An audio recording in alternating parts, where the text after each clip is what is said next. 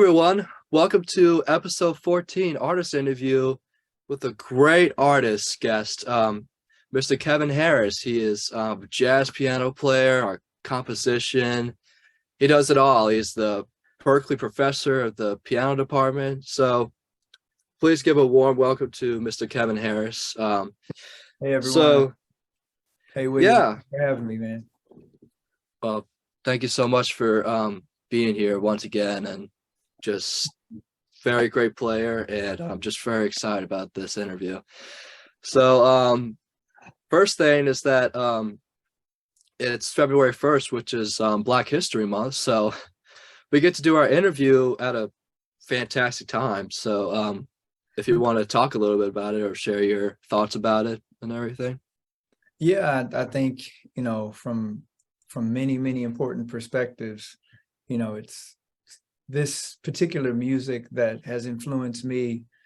And you kind of mentioned Berklee College of Music earlier, certainly comes from the African American and Pan-African diaspora. A lot of people come to this college, and even if it's not Berklee oriented, the music that I play that has influenced me a lot, from my own Black gospel upbringing to Motown on the record player to a lot of the influence of traditional jazz and contemporary. Yeah, all of that goes to a culture that we traditionally in this country, celebrate in this month. But obviously, all 12 months is where we're really celebrating it from a very important perspective. So I just kind of see it that way. In my mind, is that way, and we, that importance kind of falls on a every month basis. Yeah, it's very important. Like a lot of Black people, they're the ones that made the foundation of music, like jazz and percussion. We get the African tribute from percussion. I just took a percussion class. Oh yeah. Has that African kind of vibe, and just all around the world and everything, and just playing like those hand drums, the bongos and the congos and everything, just blues, just definitely a big foundation in music and everything. And yeah, what's interesting is I was in about two weeks ago, I was a guest artist at the Panama Jazz Festival. I was playing with a great vocalist. Her name is Nadia Washington, and she is just phenomenal. But in addition to performing with her, I did some clinics on my own. And one of the clinics I did was an influence about Black gospel music, its influence on jazz music. So we get to talk about, Coltrane, John Coltrane's roots. Both of his grandfathers love John. were preachers. Not a lot of people know that. Or Thelonious Monk. Thelonious Monk was on the road for 2 years with an evangelist, and she would preach as Monk played. And even kind of at the beginning of these conversations, a lot of the clinics, I think there were a good 200 people in that room. We were rolling deep, and one of the first questions I asked was, how many of y'all, what do you think about when I say rock and roll? And a lot of folks would say things like Elvis. I think that was the first name that came out the most, which is cool, because certainly Black culture was a heavy influence on Elvis. I mean, he himself would talk about sitting in the back of Black churches and kind of being influenced by that music. But then we went back and we listened to the music of Rosetta Tharpe. And so I'm not sure how many of your listeners are familiar with Rosetta Tharpe, but if you get a chance, just Google a song called Up Above My Head and Rosetta Tharpe. And there'll be a YouTube video with her with the choir, and she's playing electric guitar. And you really get to hear that influence that Elvis said was on him, and the Beatles said was on them. And, just kind of early, the mother of rock and roll, essentially. So yeah, Black History Month just kind of falls to a lot of very important facts like that, and just the influence where we come from. So anyway, I'm not going to go into full-on teacher mode because this is an interview, but it is important to kind of talk about these things. Yeah, thank you for sharing it and stuff. And it's once again, just following on, we're doing this interview on February 1st, so just letting the viewers know and everything. So just something to talk about. Yeah. So tell us where you're from, man. Where'd you start? So I was born and raised in Lexington, Kentucky, and went to, elementary school, junior high, high school, all in Kentucky. That's a lot of my cultural influences, musical influences come from. I also went to my undergraduate studies. I did those in Kentucky at a place called Moorhead. And that influence was strong. After that, then I came up to Boston after that. But I mean, we can talk about that. I'm not sure if you had specific questions about my own upbringing or not. Well, yeah. Well, what were you like as a student? Well, I'm sure to some teachers, they have some different things to say than others. I think a majority of my teachers and family members remember me as being maybe a little quiet, maybe curious with music. I think a majority of them remember me being pretty involved with music. My first instrument was the trumpet. And that was before piano, a few years before piano. We had a band director. Her name was Miss Onan. And she was the most excited band director ever. I was also in a Orff ensemble. And that was also just that percussion kind of mallet experience. Was an early curiosity of music. In junior high, when I went on to continue to play the trumpet, all throughout college, I played the trumpet, even had a small scholarship. But in junior high is when I started to play piano. One of the students of my piano teacher, I heard him playing Georgia on My Mind, the version that Ray Charles does. And I just fell in love. I just fell in love with the way he played that. I'm not sure how much I knew about Ray Charles at the time, but it was something about the way he was playing that just kind of spoke to me. And then I went and asked his piano teacher, or maybe his piano teacher, whose name was Charles Little, saw how curious I was and started to give me piano lessons. Also, around that same time, William, unfortunately, my father had passed. So this is kind of early junior high, middle school. And it was, as meaningful of an impact that my parents had on me in regards to music, him not being there was kind of also with music in the place of him not being there was like him being there. It's still kind of this.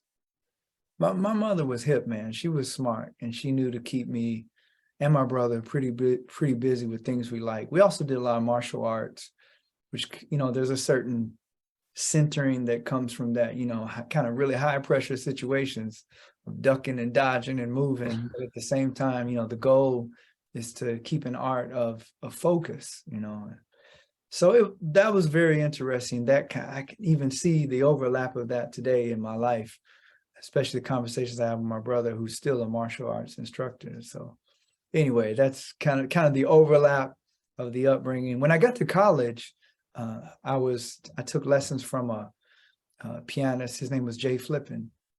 And Jay would ask these beautiful questions. I share this with a lot of people. He would ask questions like, what is this melody? And he would play like a classical Bach, maybe Beethoven melody, and he would reharm it with these harmonies that you hear in jazz, maybe something Russ Ferrante would play in the Yellow Jackets or something. And then he would ask me a question like, what is this music called? He would box you in with a question like that, because you could say jazz, but it's not completely jazz. You could say classical. But the point of the question was to learn how to think without borders and be boxed in by questions. Just always keep your mind and eyes and ears open. That's wonderful information. I liked everything that you said and everything. Just with your dad passing and everything, kind of gives you that mindset. Like when you play your music, you have that passion saying like, this is for you, Dad. Like up there saying like, hey man, I could do this. I strive to do this for you and stuff. So you have that mindset and everything. But You know what's interesting, William, man? This is really interesting. About 2 weeks ago, I was in the studio and I was doing a recording with Terri Lyne Carrington on drums, Linda O was on bass, Matt Stevens was on guitar, and we were doing an arrangement I did of Someone to Watch Over Me for Diane Reeves to sing on later. She wasn't in there in the studio. But that song made me think of my dad. It did, man. I just kind of got choked up there for a second. You know, I don't think anybody noticed, but just the gravity and the meaningfulness of that situation, to know how proud he would be, you know, of me just doing the best I can with this gift, you know, I've been given, as we all do. So yeah. that's the thing with music, it gives you a connection to someone, or gives you, it's like music is therapy. That's what I've learned from that. I took a music therapy class last semester, and definitely taught me with the feeling of music. It really like it makes you a person pretty much. That's right. That's right. That's very true, William. Very true, man. All right. So what brought you to Boston? I came up to Boston to attend the New England Conservatory of Music. I had a cousin who was already up here. His name was Darnell Jones. And when I was still in Kentucky, Darnell said, you should consider at least applying for some of these schools and coming up and seeing them. And the New England Conservatory, amongst some other schools, I was accepted, fortunately, to all of them. But I decided to come up with this one because of the environment. Just, you go outside and you see so many musicians walking around. If you really love this music, you know you belong here, or at least that was the impression on me. So I ended up going to the NEC for grad school, for a performance degree in jazz piano. My undergraduate's in education. But yes, at the NEC, I studied with Fred Hirsch, wonderful pianist, still influence and mentor, along with Danilo Perez on piano. I studied with those two pianists. Cecil McBee, wonderful bassist, studied with him. Dominique E, great vocalist, still very influential on the scene. So yeah, a lot of that too. Mike Cain was a pianist, still teaches now. Oh yeah, I was very fortunate. Alan Chase, Alan Chase was a big influence too. Yeah. So what shaped your desires to pursue your music as a career? Say it again. So what shaped your desires to pursue music as a career? I think after a while, you just kind of hear certain things call to you. You know, you love something a lot.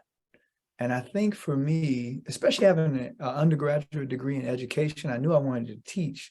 That was probably a little bit more solidified before I knew I just wanted to play. But instead of being influenced by a specific album, I think just the community of hearing live music over and over again, hearing Wayne Shorter, hearing Thelonious Monk, and hearing this music play live, particularly at Wally's, those musicians,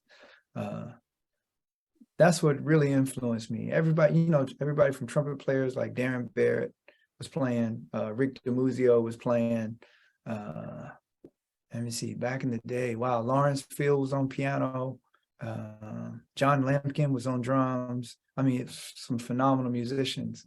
On the Thursday night, it was Afro-Cuban night, but they were also playing still Monk tunes, Coltrane tunes. And I would hear all of that music played from that angle too. So that had a really heavy influence on me. So all of that said, that was what really solidified for me. Oh, wow, this is what I want to do. I want to be a part of this, what this feels like. And also the inspiration it had on me kind of catapults you to want to have that same inspiration on other people. So it's kind of cyclical. Yeah, this Wally's, you can't go wrong with Wally's and stuff like that. Like when I came here, I think it was like second, third semester.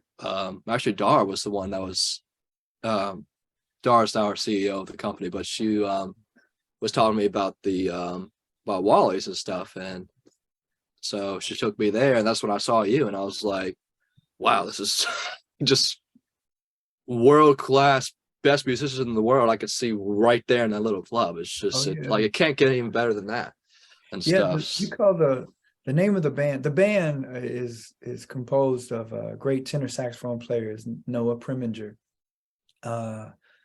on bass. At that time when you guys came, it was a great bassist named Max Ridley, and now in the band is a great bassist named Yoni, and he sounds great too. And on drums is Tyson Jackson. And so the band, we've been playing together and having a lot of fun for some time now. You know, since the pandemic, they opened back up. This is the band that's been in place. And we call ourselves Sphere 427. That's the name of the band. 427 is the address of Wally's.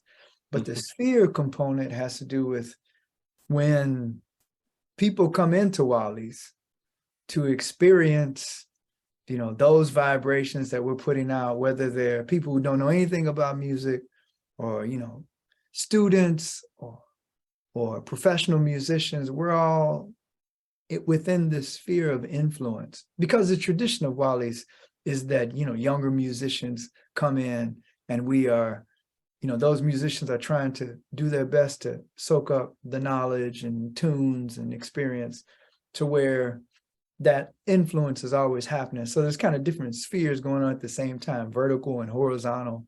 But yeah, that's what we refer to ourselves as. Yeah, since we're talking about Wally's, what's it like playing at like clubs around Boston, especially Wally's and stuff? Like, how does that make you feel? I'd say Wally's is the one I probably play at the most. There's an opportunity to play original compositions, everybody in the band. I co-lead with Noah, but everyone in the band writes their own compositions, and we also play them there. And traditionally, it's some of the most difficult music. Before Noah and I were co-leading, Jason Palmer, a great trumpet player, led the band, and we were all in Jason's band. And Jason writes some beautiful but also challenging music. And so kind of, because those before him did a lot of the same, whether you were writing your own compositions or also respecting the tradition of just playing albums that inform great music. So we try to do the same, follow within those same footsteps. Yeah, just it seems a lot of fun, and just getting to be the audience. It's very entertaining, just entertaining the crowd and everything, and me being, it's always a blast seeing y'all and stuff, and get to have the inspiration to see like I'm always like curious about different music and stuff, and just going there. Like Wally's, they don't just do jazz, they do, like during the week they do everything, like Afro-Cuban, blues, jazz. It could be anywhere. So it's a wide variety for Wally's. Is just a great place. That's right. So anyone out there that goes to Boston, please go to Wally's. It's a great place for you to go to see these fantastic musicians, just like Kevin right here. Thank you. Appreciate it, man. Yeah. So I know you have a project called the Kevin Harris Project. So when and how did it start? How did the project start? Yeah, so the Kevin Harris Project is specifically, it's named that for several reasons. One of the most important reasons is that, just like that philosophy I was describing that Jay Flippin would talk about, it allows me to create different projects that aren't always boxed into just being a trio, for example, or quartet or solo piano.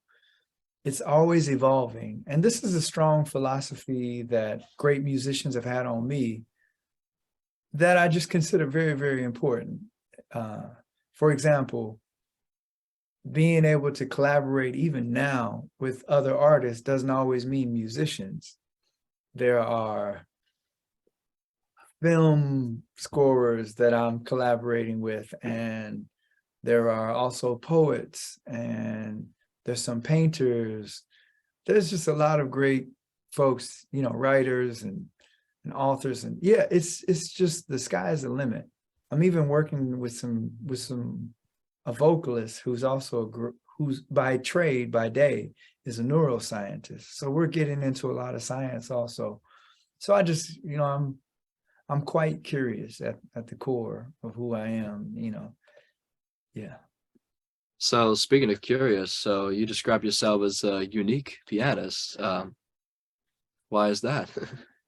I think it kind of piggybacks what I was talking about earlier. Just those qualities are important, and also important in a lot of the musicians who have come before me. Herbie Hancock, we could talk about him a lot. We could talk about Mary Lou Williams, or Hazel Scott, or Nina Simone. Nina Simone probably has to be at the top of my list, up there with Monk, because they too are very hard to define, but also very unique in how they present themselves and their artistry and what they consider important to say. Yeah, I would say like everybody's unique in their own ways because they got different bodies. It's them. When you play an instrument, you're playing what's come out of you and stuff. So every person has their unique way of playing an instrument and stuff. Everybody has their own different style. Everybody has their own thing and stuff. Like when you try to, like, I always have this feeling like when I look at someone who's like better than me, I try not to think of that way because I can't really, there's no one that's going to play like that person. If you get what I mean, you have to play like you have to give your own perspective on your instrument, your own perspective on music or anything you do in life. So right. You are you. Yeah, it's definitely a balance. I took a piano lesson from Aaron Goldberg a long time ago, and I thought it was just a really inspiring lesson. This is why I was still at the NEC, New England Conservatory. And one of the things that he mentioned to me was, man, have you heard early Herbie? Because the reason he asked me the question, he had preceded that by who are some of the most unique pianists that you think have their own voice. And I mentioned Herbie, and I think I mentioned a few other pianists. He's like, man, have you listened to early Herbie? And I was like, no. He's like, check him out.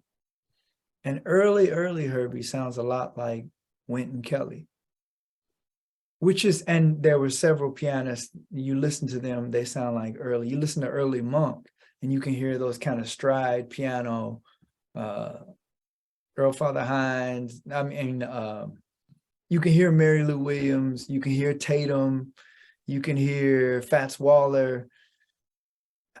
All this to say, yes, there's a certain uniqueness that we all strive to have that usually comes from a lot of homework from originally sounding like someone, So it's always an interesting combination to think about doing your homework to imitate, but at the same time, as a result of imitating, you arrive at a point of hopefully being more unique. Yeah. Yeah, it's kind of like making a smoothie. You add this ingredients, you add this ingredient. So like if you're a musician, you add, like me, I had Neil Peart, I had John Bonham, I had Roger Taylor, I had all these great drummers together to make who I sound and stuff like that. So that's just part of being a musician, or whatever you study. You add these early generations that inspire you to become you. So unique smoothie. a unique smoothie. Call it that. Call it the unique smoothie. All right, man. All right. So you're also a composer too. Another talent you got. Where do you get your inspiration? Like, what's your inspiration on composing music in that sort of perspective? Yeah, in regards to composing, I kind of always envision a canvas, a blank canvas. Usually, I'm a firm believer that the inspiration is always there. It's running like water. There's this great book, by the way, it's called Free Play by Stephen Nachmanovich, that talks about this process of creating, that there's always inspiration and constant flow. Anytime where we're not feeling as creative, that's a little bit more of us just kind of needing to stop and breathe and be reminded of all that's out there, you know. So yeah, that's a big subject. I think, for example, I'm working on a commission piece right now. It's called Pulse, and it will be premiered in May, and it'll be for oboe, clarinet, violin, cello, piano, and acoustic bass. And the idea is that there's always this consistent pulse, even in silence. Of course, you're a drummer, you know that. Sorry, I think somebody's calling. I got to decline that. But I think even when there's this consistent pulse, there's an infinite amount of interpretations of what pulse means. And that's what I'm exploring in this piece. There are kind of counter rhythms, there are melodies that kind of morph into another one, just vibrations themselves. Us talking right now are a form of pulse. So it's going to be again a pretty unique project. I'm really looking forward to it. I'm pretty grateful that I've been commissioned to do the piece. That's probably, speaking of pulse, I bought the two the Berkeley books you see online and stuff for Berkeley Online students. Mm-hmm. And the first thing that pops up as part of theory is pulse. So pulse is, I could talk all day about pulse, but that's it's just it's a big thing about music, is pulse and meter and all that stuff, especially drummer. Yeah. You know, even at Berkeley, a lot of my students, especially kind of the piano, the harmony, kind of tonal importance that we often encounter when it comes to jazz, they're surprised when a majority of the songs that we get into, or that I introduce them to, that we don't touch the piano at first. We actually have to. I have a method that has more to do with kind of the African influence on music and how it's approached, or even a human influence, if you think about it, to where we internalize that music, we feel it, we sing it, we dance to it, and then we go play. So a lot of times I have people sing a rhythm and just like play a pocket, like an imaginary pocket, you know, on their legs or something like that, as if their right hand with a hi-hat, left hand with a snare, that foot has to keep that, you know, that pedal going. And this has to be solid. That beat has to be solid as they're singing before they go to the piano. Because, I mean, what are we doing if we're not connecting and grooving and locking up? So, you know, that in general is a very important approach that kind of gets back to what we're talking about here. Yeah, I would say also that, and also tapping your foot. Mm-hmm. That's a huge thing with I've seen, like, not just drummers, but guitar players, bass players, piano players, anyone. I went to a class where I saw a singer tapping her foot while singing and stuff. Mm-hmm. So, like, another thing, like tapping your foot, big thing with keeping the beat with when you do anything and stuff. Super important, man. Whether it's a slow tune, whether it's a ballad swing tune, something that's in an odd meter. One thing I would suggest is when people are practicing is to make sure you not only tap your foot, because oftentimes we'll look at somebody and they're tapping their foot, but the foot is like, it's not steady. Yeah. The thing you want to do is tap in a way to where you can hear that pulse, where it's just, you can hear that. I didn't know what time it was till I met you. You know, just work on having a solid, super steady tempo to where you can just kind of float all around it. Even if it's like, yeah, clave, all of them. Yeah. Yeah. So let's so your latest album, Contraluz, is now with Fabio Rajes, is that his name? Fabio Rojas. What was it? Fabio Rojas. Fabio Rojas. Okay. Great drummer, also film composer from Venezuela. I met Fabio in New York when I lived there. I lived in New York for about 7 or 8 years, and we played a lot, and we just kind of continued to collaborate. Sorry to interrupt you. Go ahead. I got you. So how'd y'all come together to do this album? Yes. So as I said, we met first. Actually, we met first here in Boston, but we really started to play together in New York. Fabio still lives in New York. He's in Queens. And so we recently released this album called Contraluz. Contraluz in Spanish means backlight. And from this particular style, this album, it's me on keys and Fabio plays drums, and it's just a duet album. But the unique thing about it is we have all of these effects and sounds. I'm playing on keyboards, a lot of the sounds that are in Logic that I use. And Fabio also has a lot of samples and sounds that he's used, and he triggers them on an SPD pad while he's playing. And so those performances have been unique in a sense where a majority of people come up us after the performance, and they're like, man, you guys don't sound like two people. It's like this whole kind of orchestra going on when you play, which is a very nice compliment. That's what we were aiming for.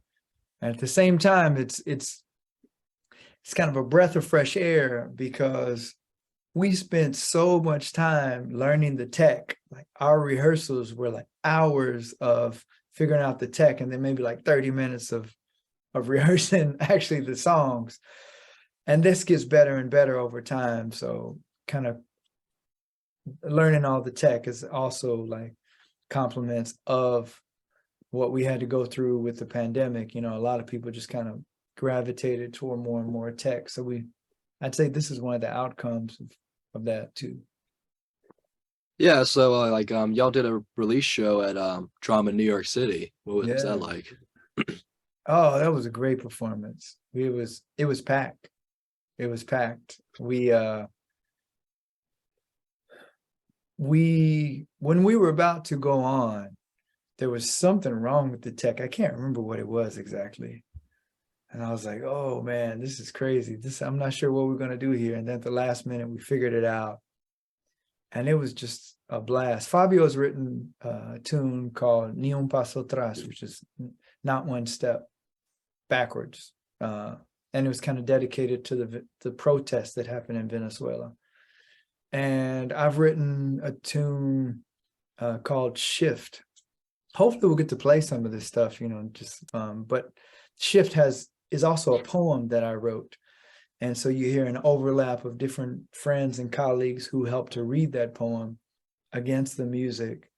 There's another Bach prelude in C minor that I play that has an undercurrent of this Venezuelan rhythm called joropo.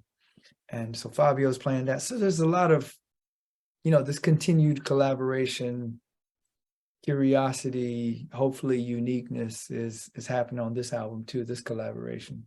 Yeah. Yeah, so we're going to play one of Kevin Harris's songs. Hope y'all enjoy.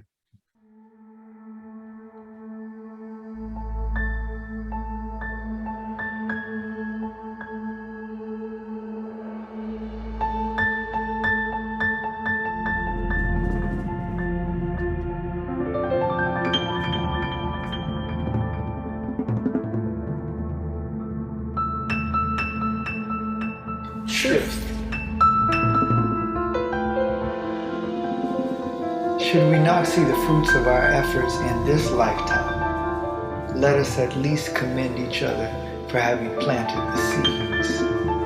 Yet, there's still much work to be done. There will come a point in time when the beautiful undoing of one injustice in our world undoes innumerable other injustices. Perhaps this great service begins with us and within us. United, we stand with eyes wide open. Divided, we blindly descend to the haunting melodies of the millions who suffer around us. To only then embrace personal achievement for myself and my family, and never see the greater collective. Is to never know the depths of our potential. Pressing onward and upward with each persistent step. Perhaps this is the great commitment, the great devotion. To relentlessly wipe the sweat from our brows and stand tall with unyielding blood coursing through our veins.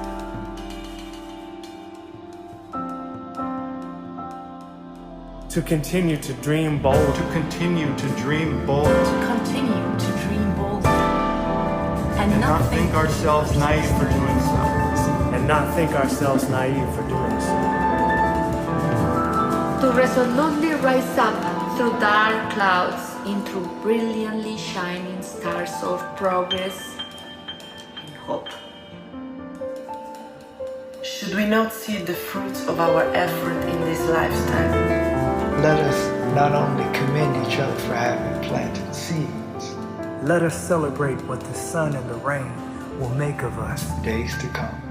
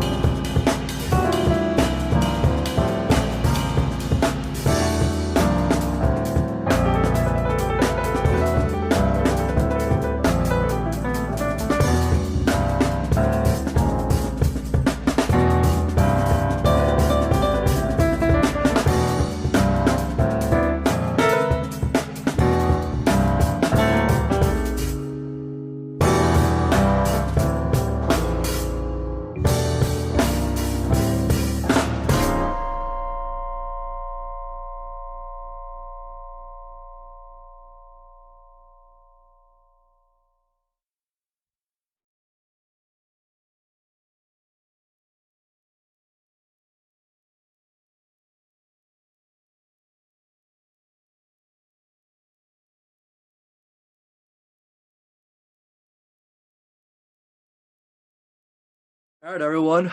We are back in this interview. I love the styles with the song Contraludes. Definitely a big creative feel in the music. So, would you, if you want to talk a little bit about Shift, how did you make the song and stuff? Sure. So Shift is a little bit of what I described earlier. It's a poem that I wrote, and you'll hear that poem in the song. I asked several friends if they would read the poem, and then Fabio was able to edit each one of them kind of back to back, reading the poem straight through. So there's that, and then there's all these sound effects that Fabio was able to create, and I'm playing piano on top of that. After the poem is written, then we go into the actual song called Shift that I also composed. And you can hear lots of effects over that. So I hope all the listeners enjoy it. This composition from Contraludes. So where can you get your album at? So this latest album, Contraludes, in addition to all previous albums, can be found on my website. It's kevinharrisproject.com.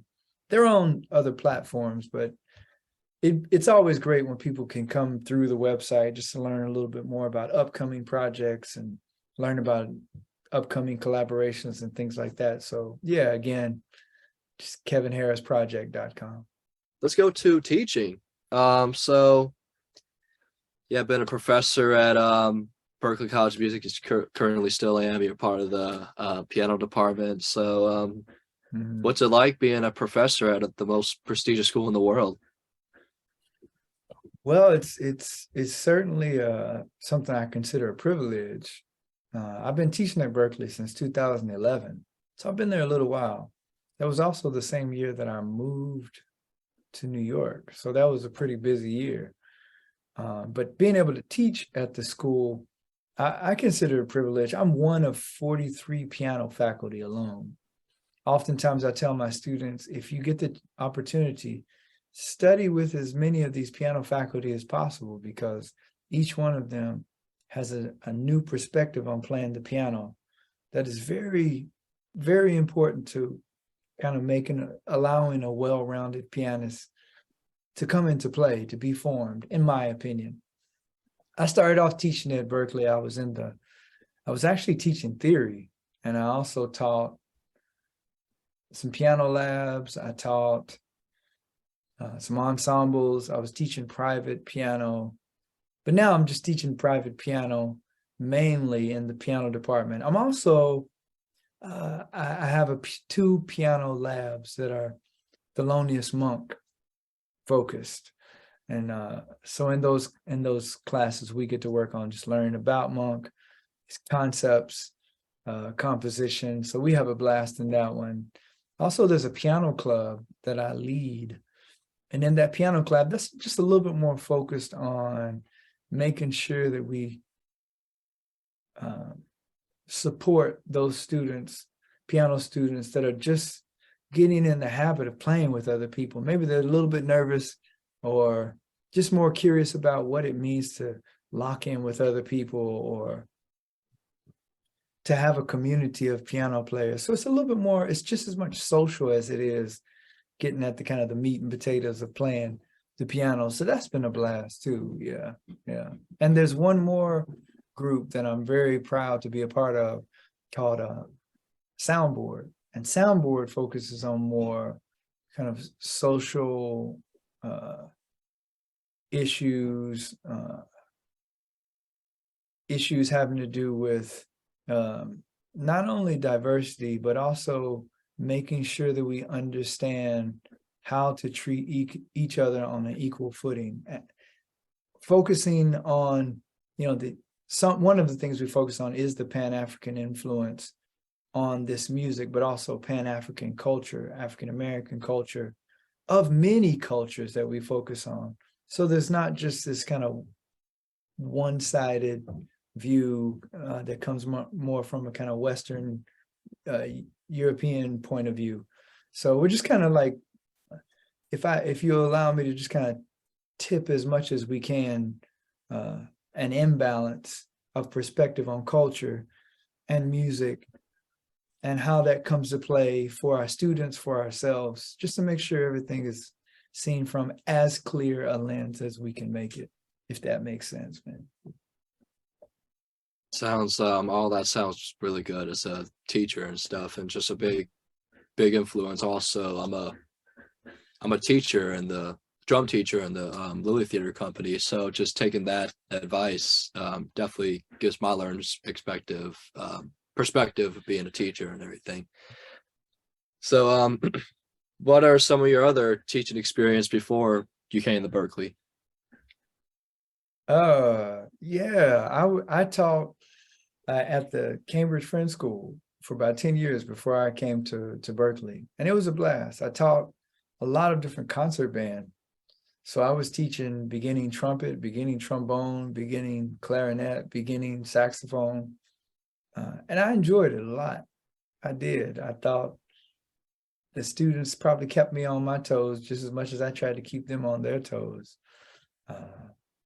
It was a blast, and every once in a while I still have an opportunity. We'll do clinics and master classes, not only around the nation but all around the world, and having that experience of working with wind instruments specifically just is something that's great. Allows me to be a better teacher. All right, well, so now you can if you want to show your piece, your piano piece, if you want to talk a little bit about that before you play it. Oh yeah, thank you guys for asking me to play a piece. Hopefully it's audible through Zoom, but I have my keyboard right here. And there's a piece that I'd like to play, and it's called Beyond Gravity. And I think all of us individually, we do strive to become better, more creative. You know, it's great to set goals, I believe, but I think also knowing that life is very messy too, and those goals will be, you know, blown to the north, east, south, and west, are great. And so this kind of speaks to the gravity that we need, be it ancestors that come before us, ancestors that are still with us, traditions that came before us, all kind of resting on that, which catapults us to be more creative. I tell people a lot of times, you know, Maya Angelou would say, you know, we've already been paid for by our ancestors. So it's kind of dedicated to that philosophy. Yeah. You ready? Yes, sir. Let's do it.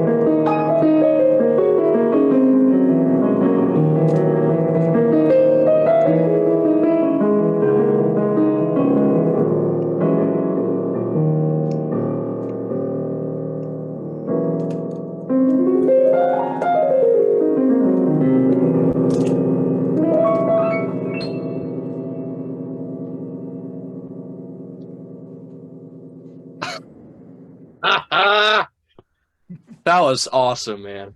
Thank you, man. Hopefully could you hear everything pretty clearly? Yeah, it all sounded really clear, man. It's that was wonderful. I think it was I've heard you of Wally, which is like, yeah, like give it up for him.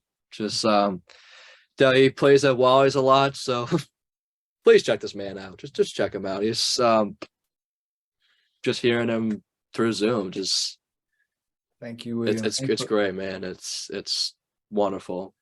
Definitely. Thank you, and the Lily, just at the Lily Theater for having me. Appreciate you. Yeah.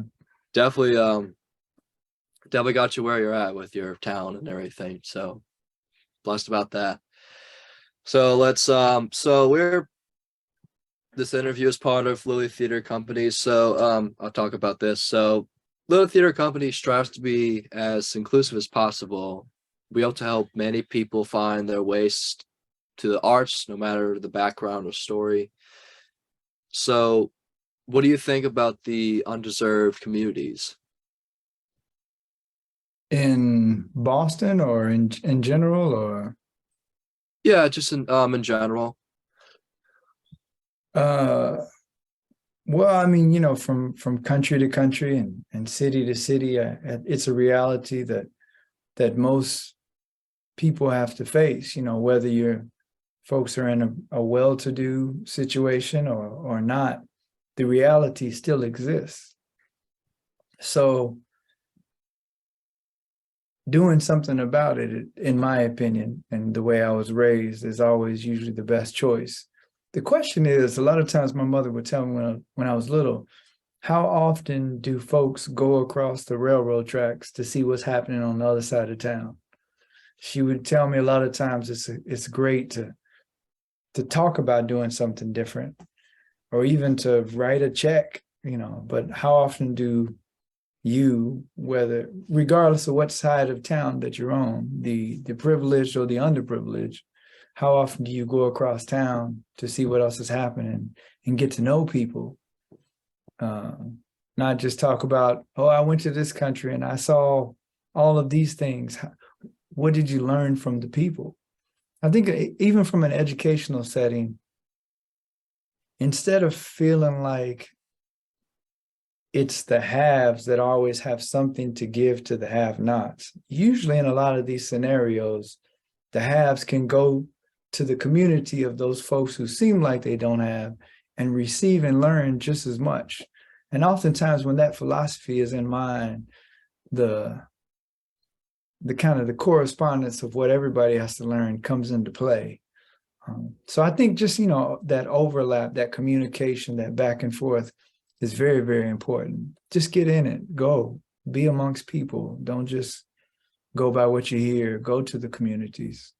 Yeah.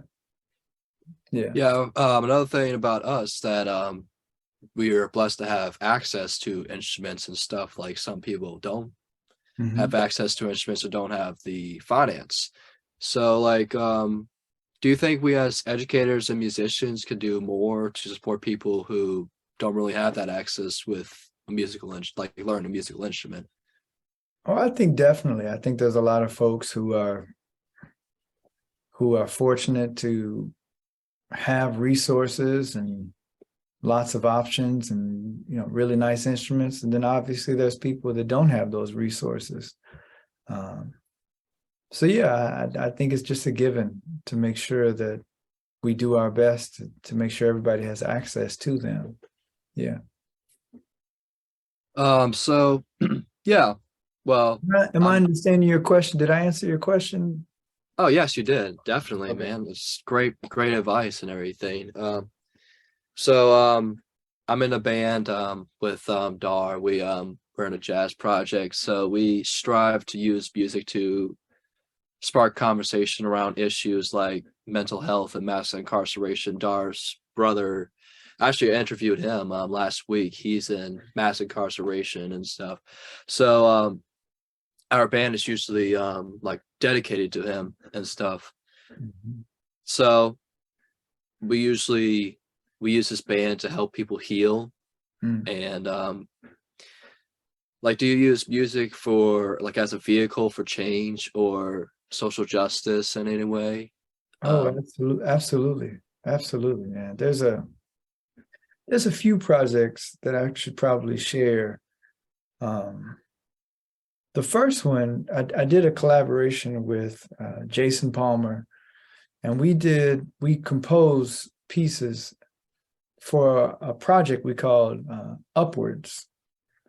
And it had to do with first allowing mothers who have lost their kids to senseless acts of violence. They allowed us to interview them and tell us to the capacity they chose what they had been through, but perhaps more importantly, what they saw as remedies to keep such acts of violence from happening in the future.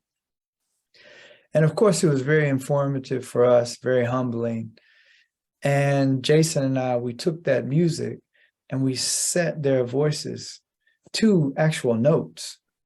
And we did a performance, did a few of them at the Kennedy Center and here in Boston.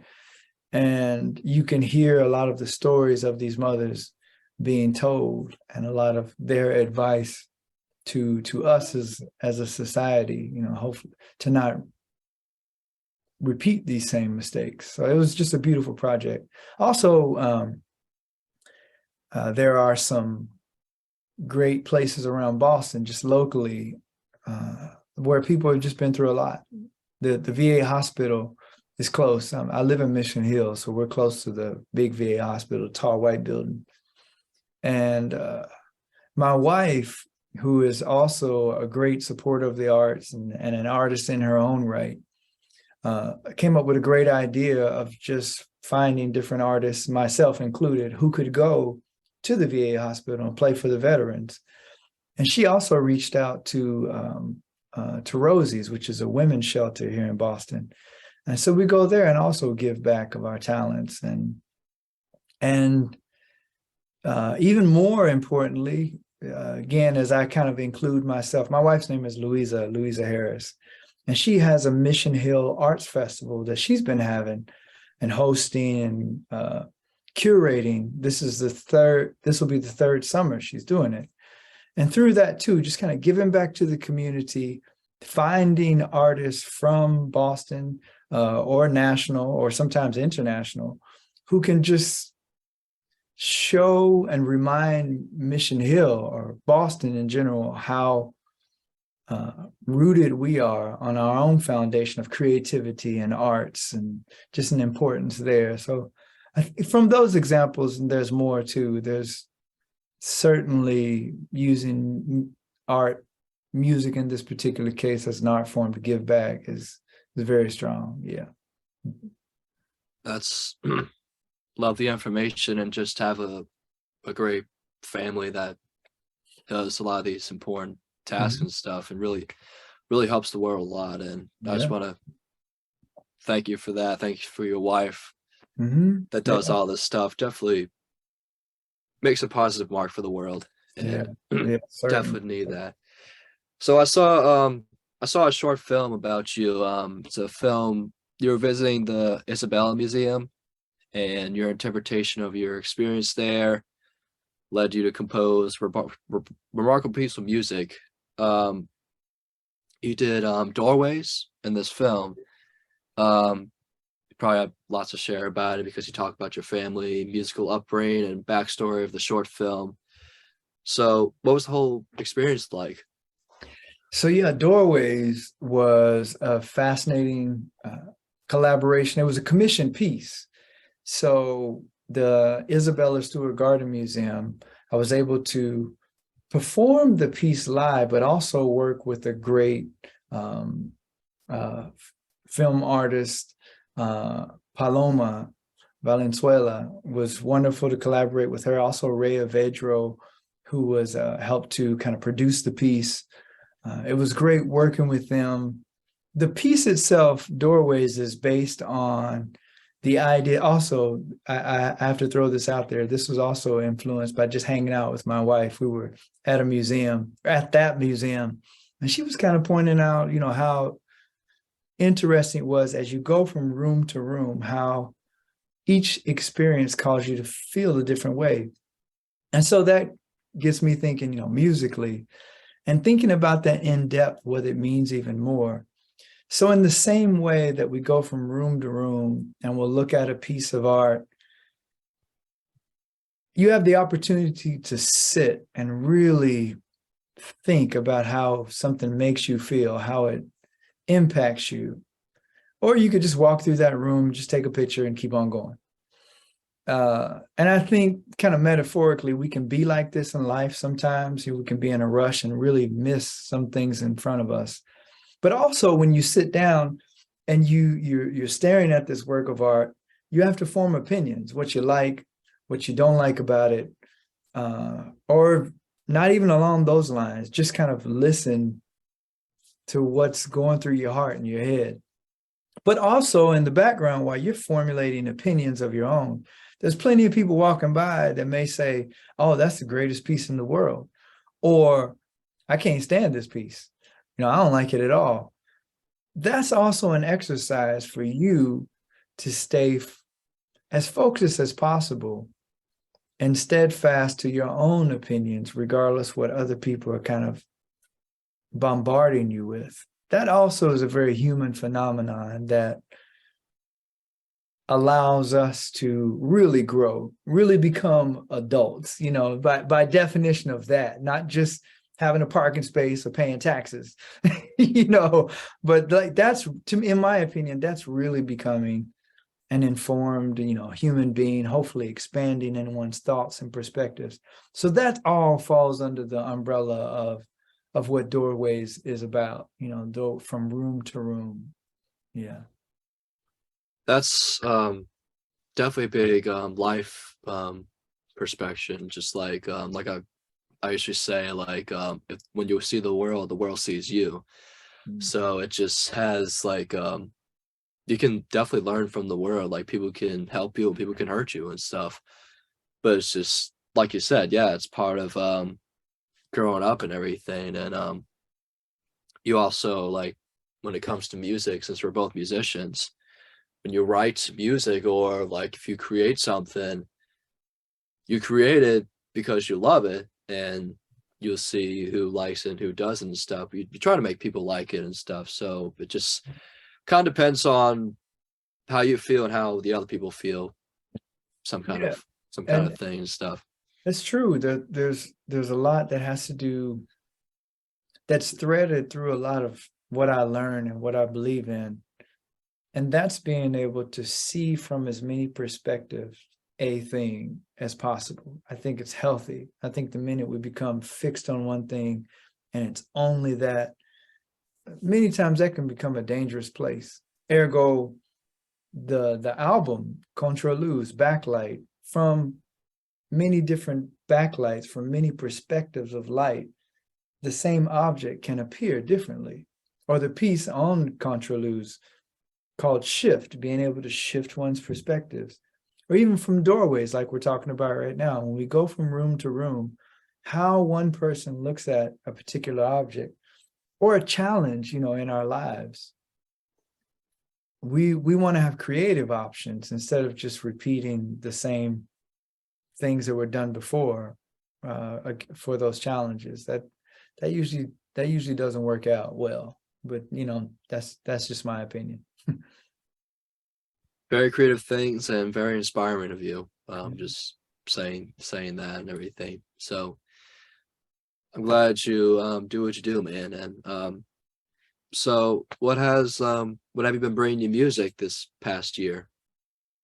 This past year, what music have I been working on? I know we're just beginning 2023, but probably say the whole 2022 and stuff. So yeah, I did some great collaborations. At the beginning of the year, I was in Detroit at a wonderful institution called the Carr Center. And I was playing there with Terri Lyne Carrington and Gregoire Murray, wonderful harmonica player, and Michael Mayo, wonderful vocalist. It was a great band, and we played a lot of interpretations of Stevie Wonder's music. And Also, there were continued collaborations in New York. At that time, I was still recording and getting ready and brainstorming contralus. I've also, had music take me to some great places. I was collaborating. I was in Thailand, Bangkok, Thailand, for music and some performances, and doing some clinics there too. And yeah, it's been really, really great. Yeah. Yeah, I know Berkeley's fetish with Stevie Wonder and stuff, but like just it's definitely a big reason, because like you were talking about Ray Charles earlier, how they were both blind and they feel the piano with their playing. That's why we're blessed that we could see and hear and stuff, because people don't have that and they still feel the music and stuff. That's why like feeling is a huge part about music and everything. So like my percussion class, the guy right by me, he's blind and he plays this we call it frame drum. And the teacher has to explain it to him and stuff, and he plays just like us and stuff, and he can't even see. And another guy right next to me, he can't really move his legs and stuff, but he still got it.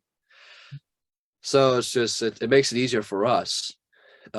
Just appreciate that like I said, like people don't have as much access as us. We have a body that works, and we're just need to be grateful and blessed of how we are as musicians. So it's a wonderful world we live in.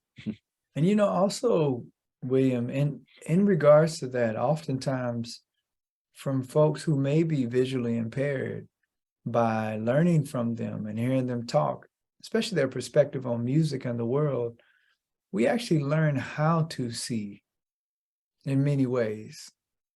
Oftentimes what's in front of us hinders us. We are defined by a thing in front. Oh, this must be the way it is. Until someone, again, there we go, talking about perspective again, helps you to understand that there are so many other beautiful ways to really see. It's interesting that we kind of have that perspective. There's a piece, it's a film called The Looking Glass that I recently saw. And it's an artist, a teacher who's helping some folks who have had traumatic brain injuries. He's helping them how to paint, and oftentimes they'll make different collages. And I think it's such a special film. They interview him, and he's pointing out that many people in society that are kind of labeled and dubbed as normal can look at these folks and have biases and oftentimes look down upon them.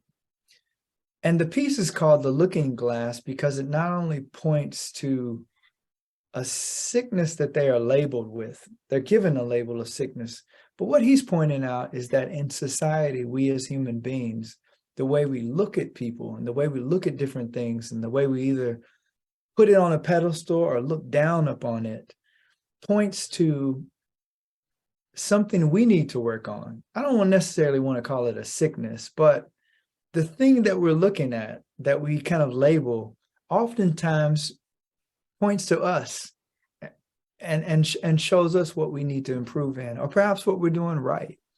So, it's these type of things, again, the perspective, the practice of being able to constantly shift one's views to hopefully have a more broad-minded way of thinking is very important. Yeah, great information. So what's your vision for 2023? What's your goals? Yeah, I got a few of them. So that's a great question. It's always nice to have that question. Some of my goals are as a composer. I would like to definitely perform this piece, Pulse. I would ask you to kind of keep your eyes and ears open for it. It also will be performed at the Mission Hill Arts Festival. So hopefully some folks can make sure they're going online and looking it up. That'll happen in August. And as a pianist and a performer, I hope to continue to collaborate with great musicians. I will be performing aspects from Contraluz, but also there are some other albums I'm going to be working on that also kind of come from a component of overlapping. I don't want to get too much into them, but they also overlap with other mediums. So those will be great too. So Yeah, great goals for 2023 and everything, and just very musical and everything. What's some of your dream artists you work with? Well, a lot of the folks who I was hoping to work with, I have worked with a lot of them. There's a album that I have, it's called Bird Interpretations, and we play all the music of Charlie Parker, kind of in the same way that Charlie Parker really redefined what music was in his time. How many artists hope to do that in today. And with this album, I was really hoping to play with Francisco Mela, who, I'm pretty good friends with. We go back, we have history.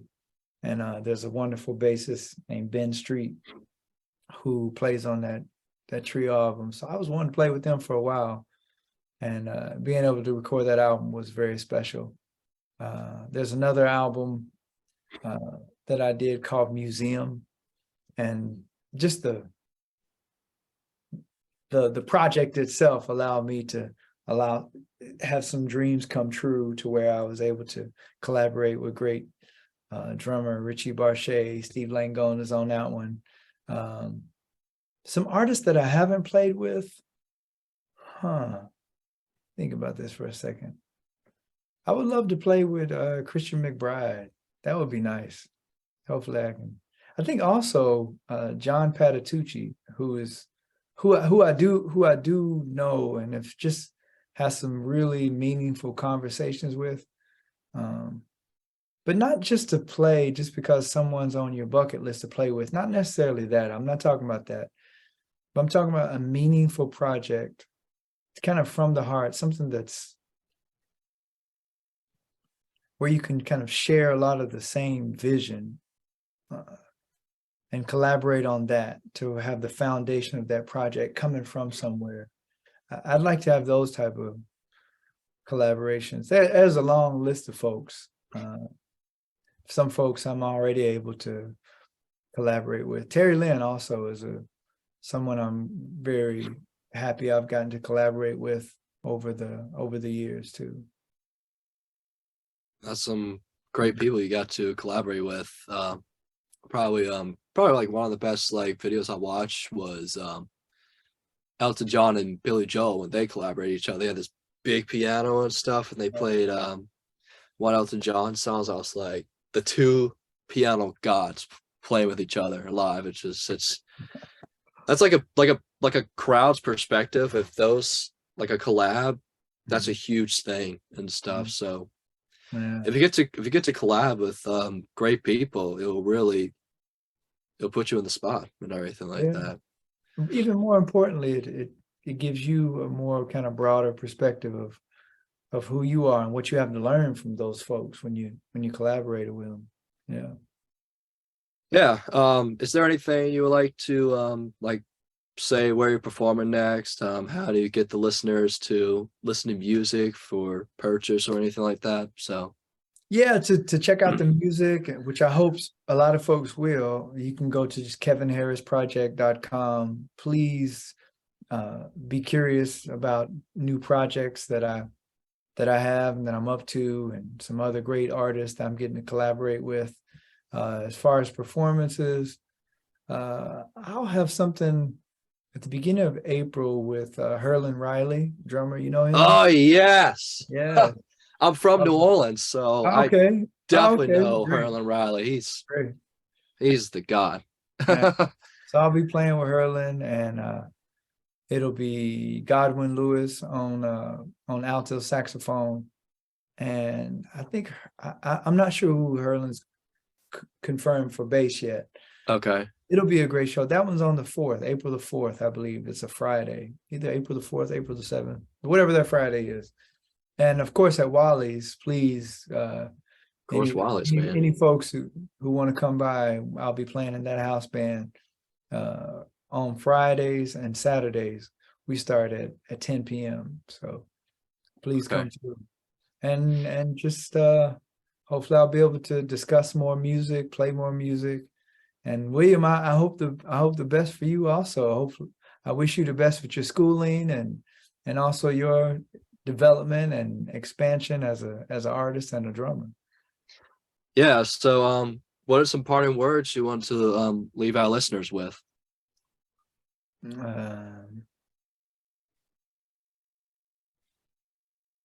Nina Simone says it's our duty as artists to represent the times we live in.